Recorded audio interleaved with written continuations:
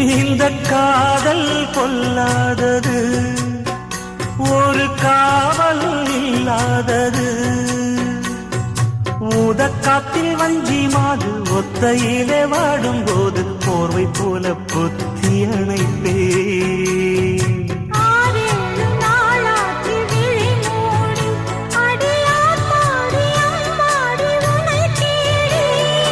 நீதானே மானே என் இளஞ்சோடி, உனை நீங்காது என்றும் என் உயிர் நாடி.